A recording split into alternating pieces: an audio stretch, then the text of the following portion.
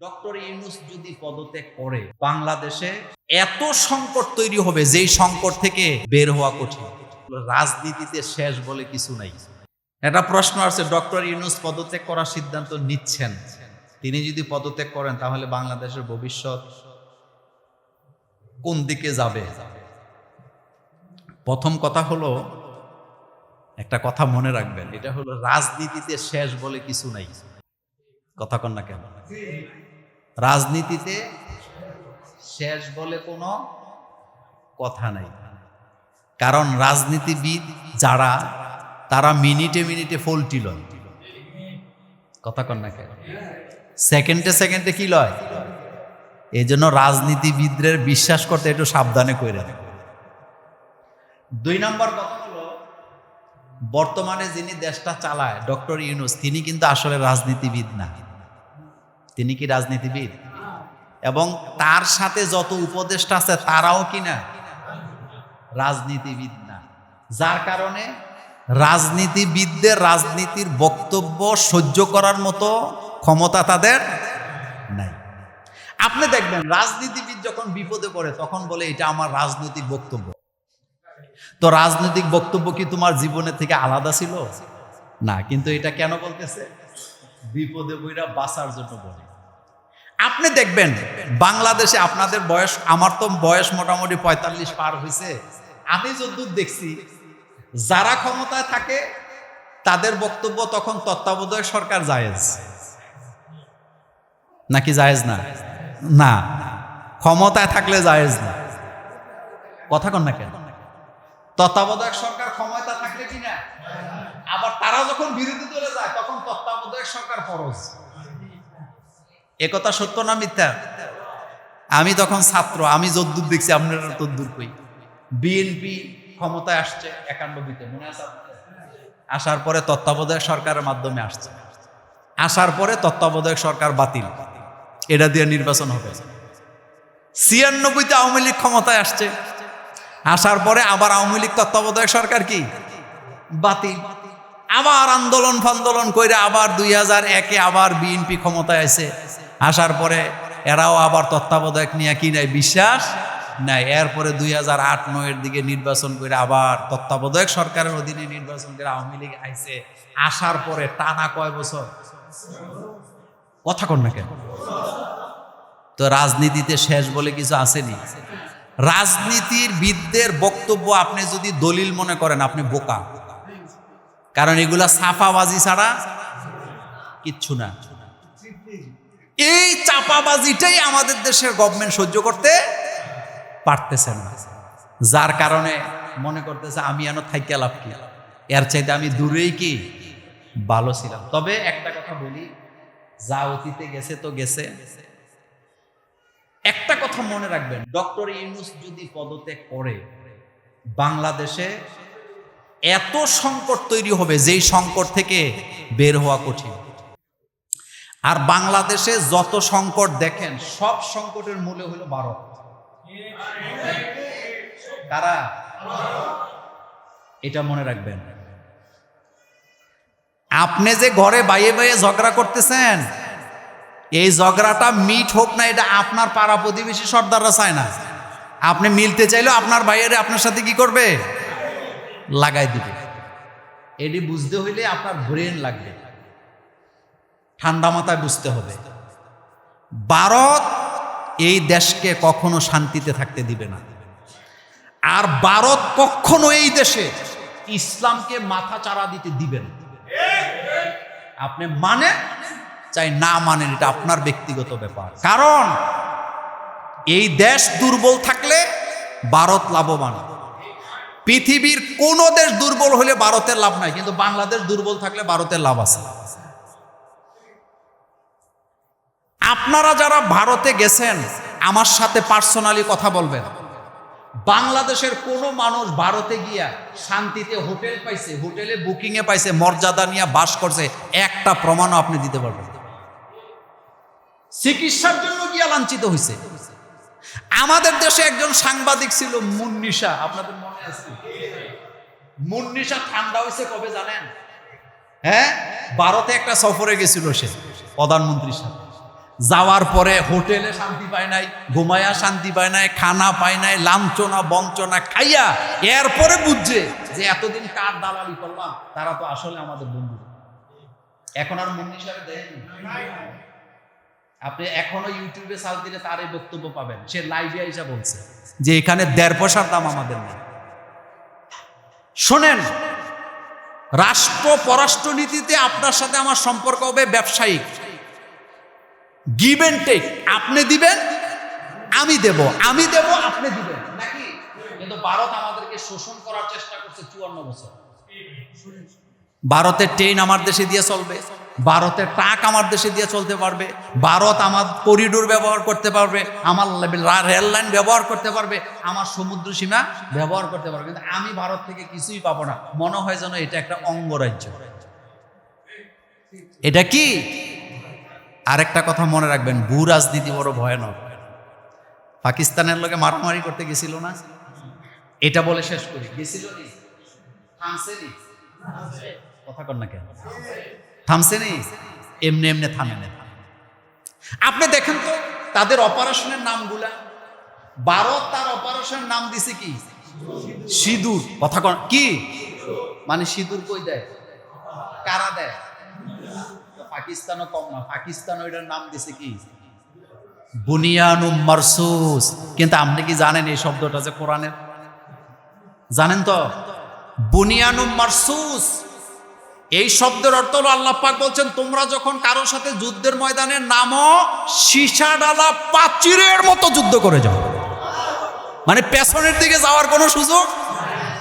ভারত যখন দেখছে সারা দুনিয়া ভারতকে বয়কট করছে, এখন কয় ঠিক আছে যুদ্ধবিরতি মানলাম।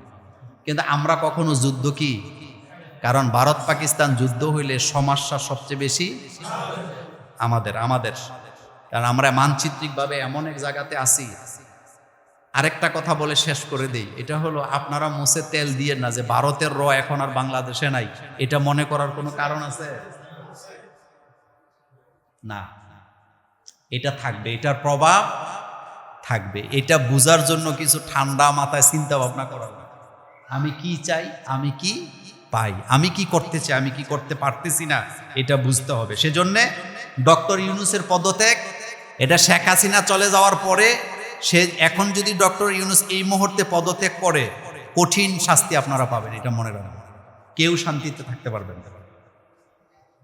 শেষ কথা, আসসালামু আলাইকুম রহমতুল্লাহ। ওয়ালাইকুম সালাম। হুজুর, শুনেছি একটি গরু সর্বোচ্চ 7 ভাগে কুরবানি করা যায়। এখন আমার প্রশ্ন হচ্ছে, 1 ভাগে কুরবানি কি 2 ভাই মিলে করা যাবে? না, 1 ভাগে 2 জন হইলে তাইলে এটা কয়টা হয়ে যায়?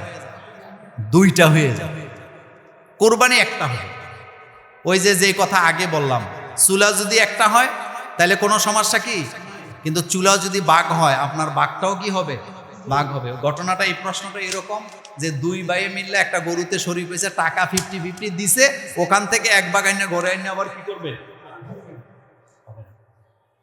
একটা ভাগে একজন, একটা পরিবার দিতে পারবে। এই জন্য এই ব্যাপারে সতর্ক থাকবেন। শরীক নিতেও কি থাকবেন? সতর্ক থাকবেন। আল্লাহ যেন আমাদেরকে বুঝার তৌফিক দেয়, আমরা বলি আমিন। একজন শাহবাগী নারী দাবি করেছেন মসজিদে নাকি প্রত্যেক জুমার খুতবায় নারীদেরকে গালাগালি করা হয়। আপনাদের এই মসজিদে হয়নি? মসজিদে নারীদেরকে গালাগালি করা হয় বলেই বোধহয় নারীরা এত মজার মজার রান্না করে হুজুর করে খাওয়ায়। আপনাদের এখানে আমি তো 2 বছর জুমা পড়াই নাকি? আচ্ছা বলেন তো, নারীদেরকে গালি দিছি কয়বার? প্রত্যেক মসজিদে নারীর অধিকার নিয়ে যেই পরিমাণ কথা বলা হয়, সংসদে তার 100 ভাগের 1 ভাগও বলা হয় না। বাংলাদেশের কোন মসজিদে নারীদেরকে নারী বিদ্বেষী কথা হয়েছে একটাও কেউ প্রমাণ দিতে পারবে না। বরং হুজুররা যাদের বিরুদ্ধে কথা বলে তারা নারী কি নারী না, হেডেই তো সন্দেহ।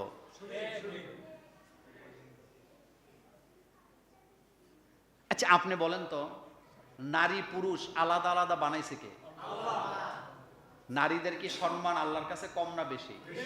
আমি আপনাদেরকে একটা কথা বলি, মেয়ে কন্যা সন্তান জন্ম হইলে যেই মর্যাদার কথা রাসূলুল্লাহ বলেছেন, ছেলে সন্তান জন্মের পরে এই মর্যাদার কথা কি কোনো হাদিসে এইভাবে আসছে?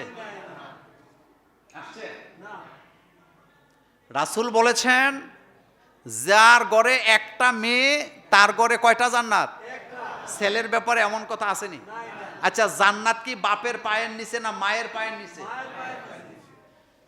একটা কথা মনে রাখবেন, যার যেখানে যেই মর্যাদা দেওয়ার দরকার আল্লাহ সেটাই দিছে।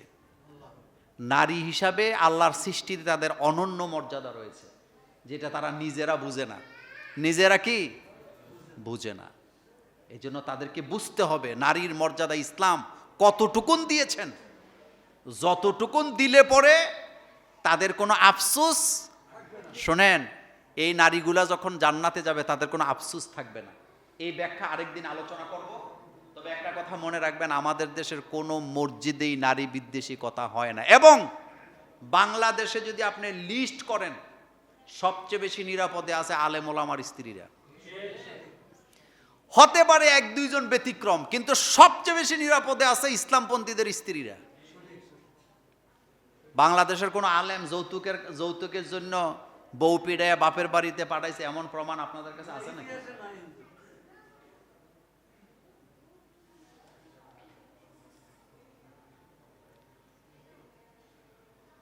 হুজুর, সমাজে সুদখোর আছে, তাদের সাথে কুরবানি দেওয়া শরীয়ত সম্মত কি না জানাবেন।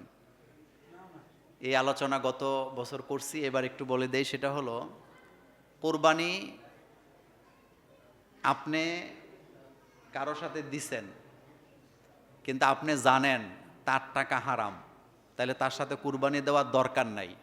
কিন্তু যদি দেন, আপনার কুরবানি বাতিল হবে না। আপনার কুরবানি কি হবে না? লা তাজিরু ওয়াজিরাতুন বিজরা উখরা। ইসলামে একজনের বোঝা আরেকজন বহন করবে না, একজনের দায়ভার আরেকজনের কাঁধে দেওয়া হবে না। দেওয়া, আল্লাহ পাক বলছে যার যার বোঝা তার তাকে বহন করতে হবে। এখন কথাটা বুঝেন, আপনি আমার সাথে কুরবানি দিলেন, আমার টাকাটা হারাম, আপনার কি জানার কোনো রাস্তা আছে? আমি কি আপনার কাছে যে বলবো যে ভাই আমার সাথে কুরবানি দাও, আমার টাকা হারাম? সুদখোর কি কখনো বলে যে আমার টাকা হারাম? ঘুষখোর কি কখনো ঘোষণা দেয় আমার টাকা হারাম?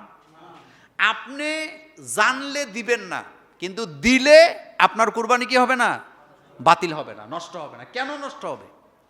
কোরবানি একসাথে যে 7 জনে দিছেন, 5 জনে দিছেন, আপনার ভাগের দায় আরেকজনের ভাগে নাই। এই কথাটা আমাদের দেশে অনেকে বুঝে না, সহজ কথাটা।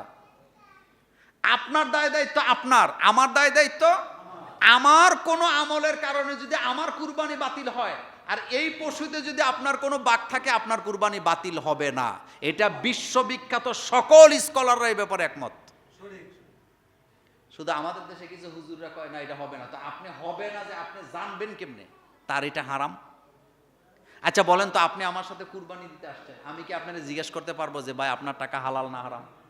এই কথা জিজ্ঞেস করার অধিকার আছে। তবে হ্যাঁ, একটা কথা বলি, সেটা হলো, কেউ যদি নামাজ না পড়ে, কেউ যদি কি না করে, নামাজ না পড়ে, তাহলে আপনি তাকে বলবেন যে ভাই, নামাজ হচ্ছে গুরুত্বপূর্ণ ইবাদত, কিন্তু আপনি নামাজ পড়েন না, আমি নামাজ পড়ি, একসাথে কুরবানি দেওয়া বেমানান। কুরবানি যেহেতু একসাথে দিতে চান, আসেন নামাজও কি করব, একসাথে পড়ব। একটা দাওয়াত দেওয়ার সুযোগ কি আছে? দাওয়াত দিবেন। আপনি যদি নামাজ পড়েন, আপনার সাথে কুরবানি দিতে আমার কোনো আপত্তি নাই। আরেকটা কথা বলি, যদি আপনি এতটাই তাকওয়া অবলম্বন করতে চান যে আমার সন্দেহ হয় মানুষের সাথে কুরবানি দিলে, তাহলে আপনি একা কুরবানি দিবেন, এটা বকরি দিয়ে দেন, কোনো সমস্যা আছে? কিন্তু আপনি তো কুরবানিতে নিয়ত ঝামেলা করে ফেলাইছেন ওই জায়গায়, আপনার ছেলেরা খাসির গোস্ত খায় না, এজন্য গরুতে কুরবানি দিতে হবে, বাঘেই কুরবানি দিতে হবে। এই কথা কি ইসলামে এরকম অর্ডার আছে নাকি? বাঘে কুরবানি, শরিকানায় কুরবানি দিবেন কখন? যখন আপনি কুলাইতে পারতেছেন না, তখন আপনি একটা গরু 7 জন, 5 জন, 3 জন, 4 জনে মিলে দিলেন। কিন্তু আপনি একা দিলে সবচেয়ে উত্তম হবে, সেটা হোক বকরি। আর একটা বকরি পুরা এক পরিবারের পক্ষ থেকে কি যথেষ্ট। এজন্য সুদখোর ঘুষখোরের সাথে জাইন্না বুজ্জা কুরবানি দেওয়ার কোনো দরকার নাই। তবে যদি দিয়ে দেন, তাহলে আপনার কুরবানি কি হবে না? বাতিল হবে না। হুজুর, আমাদের এলাকাতে একটি কবরে প্রায়ই রাত্রে আগুন জ্বলে, যা আমার নাবালক ছেলে দেখতে পায়, কিন্তু আমরা দেখি না। এর কারণ কি হতে পারে? প্রথম কথা হলো, এখানে গ্যাস টেস্ট থাকতে পারে, আমি জানি না। 2 নাম্বার কথা হলো, কবরের আযাব মানুষ দেখার কোনো সুযোগ নেই। আছে? না, কোনো সুযোগ নেই। কবরে কি হয়, কবরের আযাব কি হয়, এটা আল্লাহ ছাড়া দুনিয়ার মানুষ দেখার কোনো সুযোগ নেই। আমাদের দেশে আমাদের আকীদার মধ্যে ঝামেলা আছে। একটা মানুষ মারা গেছে, তার কবর করতেছে, এমন বৃষ্টি, প্রচণ্ড বৃষ্টি, কবরটা ঠিকমতো করা যায় নাই। কবরে পানি কি করে সিঁচে তারপরে মাটি দিছে। অনেকে মনে করে লোকটা ভালো ছিল না, এই জন্য শান্তিতে মাটিও দেওয়া গেছে না। এটা 100% কুসংস্কার। এটা কি, বরং হাদিসে উল্টাভাবে আসছে। কোন আল্লাহর প্রিয় বান্দা যখন মারা যায়, আকাশে বৃষ্টি হয়। আকাশে কি হয়? আকাশ থেকে বৃষ্টি হয়। কোন একটা মানুষ মারা গেছে, তার জানাজা পড়া যাচ্ছে না, দুর্যোগের কারণে জানাজা পড়া যাচ্ছে না, বৃষ্টির কারণে, এখানে দোষের কিছুই নাই। কিন্তু আমাদের দেশে এটারে কি মনে করে, কারো কবর করতেছে, কবরে পানি পাইছে, কয় তার কবরে পানি পাওয়া গেছে, লোকটা ভালো ছিল না। তো পানি কি ভালো লক্ষণ না খারাপ লক্ষণ? এই আকীদাগুলি আমাদের মধ্যে আছে। দোকানের মধ্যে আইসা রাস্তাঘাটে কয় অমুকরে মাটি দিতে পারে নাই, তো কবরে পানি চলে আসছে। তো কবরে পানি চলে আসছে, আপনার সমস্যা কি? কবর ভাঙ্গা পড়ছে। তো কবর যদি বালি মাটির হয়, এটা কবর কুড়ার পরে ভাঙ্গা পড়ার সম্ভাবনা আসেনি? এটার সাথে ব্যক্তির আমলের কোনো কি নাই, কোনো সম্পর্ক নাই। কবরে যদি আগুন জ্বললেও থাকে, গ্যাসের কারণেও তো মাটিতে আগুন জ্বলেনি। পৃথিবীতে একটা দেশ আছে আজারবাইজান, কি নাম? আজারবাইজানের শত শত জায়গার মধ্যে আগুন জ্বলে। পৃথিবীতে একটা দেশ আছে ইন্দোনেশিয়া, কি, ওখানে বিভিন্ন জায়গায় আগুন জ্বলে। তা আপনি কি বলেন? আর মাটির নিচে যে আগুন আছে, এই কথাটা কার? বিজ্ঞানীদেরও কথা, আল্লাহরও কি কথা। সুতরাং আগুন জ্বলছে মানে ওই লোকটা খারাপ, লোকের কবরে আযাব হচ্ছে, এরকমের আকীদায় বিশ্বাস করার কোনো কারণ নেই। কবরের আযাব দেখা যায় না। আরেকটা কথা বলে রাখি, আমাদের দেশে মানুষ ভয়েতে অনেক কিছু দেখে যেটার কোনো অস্তিত্ব নেই। একা একা ঘরের মধ্যে শুয়ে আছে, ইঁদুর খটখট করে, হাতের কাছে মনে হয় ভূত চলে আসছে। এরকম ভয় আপনারা জীবনে বোধহয় পান নাই। কই এই ঘরে তো ঘুমান যায় না। কয় কেন? কয় ঘরে যে অবস্থা, কত কিছু বাস করে। সকালবেলা বাতি জ্বালা দেয় ইন্দুর, বিড়াল, এরকম আসেনি? এই ভয় আমরা বাঙালিরা এই ভয়ে ভীতু। মাশাল্লাহ দিলে ঘর থেকে বাইরে হয় না, রাস্তা দিয়ে হাঁটলে কি গায়? গান গায়। এগুলা কিছুই না। আপনি ঘুমের আগে কোরআন তেলাওয়াত করবেন। 2 ভাই প্রবাসে থাকা, আর্থিক সমস্যার কারণে একজনের পক্ষ থেকে কুরবানি দিয়ে সেই মাংস 2 ভাগ করা যাবে কিনা? প্রথম কথা হলো, চুলা যদি একটা হয়, তাহলে একটা বকরি যথেষ্ট। বলেন কয়টা? কিন্তু চুলা যদি 2টা হয়, একজনে কুরবানি দিবে আর গোস্ত 2 ভাগ করবেন, এটা হবে না। এমনিতে আপনি একজনের পক্ষ থেকে কুরবানি দিয়া তাকে গোস্ত দেন, কোনো অসুবিধা আছে? কিন্তু বাগাবাগির কথাটা আসে কেন? বাগাবাগির কথাটা তখন আসে যখন দিলের মধ্যে কি আছে? সমস্যা আছে। সমস্যা নাইলে সব কথা না বললাম। চুলা যদি একটা হয়, কুরবানি কয়টা যথেষ্ট? একটা। চুলা যদি 2টা হয়, এক কুরবানি দিয়া 2 ভাগ করবেন, হবে? আর আপনি ভাইয়ে ভাইয়ে এত বাগাবাগির দরকার কি? একসাথে খান, একসাথে রান্না করেন, একসাথে রান্না করে নেন, কোনো অসুবিধা আছে? কিন্তু গোস্ত 2 ভাগ করতে হবে কেন? এই ভুলটা আমরা অনেকেই কি করি, এটা করার কোনো দরকার নেই।